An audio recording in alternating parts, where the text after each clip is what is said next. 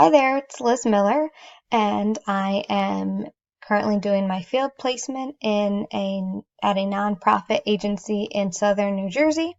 I am doing functional family therapy, where I am an acting therapist, and I have a caseload of 4 families right now.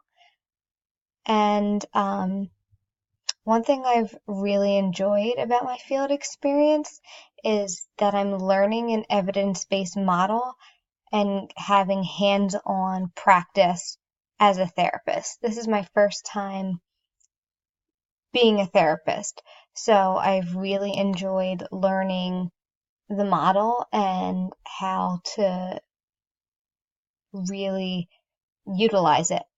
One challenge I faced during my field experience is consistency with families who cancel sessions. It's also hard at times being a therapist and having the pressure of that you need to be the one to fix everything. I've had a hard time with that and having realistic expectations of myself. And something that I've learned about myself throughout this field experience is that I may not want to go into family therapy necessarily.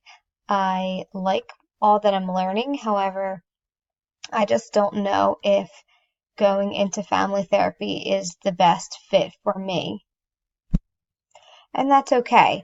I think it's really difficult doing in-home therapy, and I think I actually function better with having more of a 9 to 5 schedule rather than having nights or weekends or mornings or just different hours, and then not the consistency of having families always attending sessions.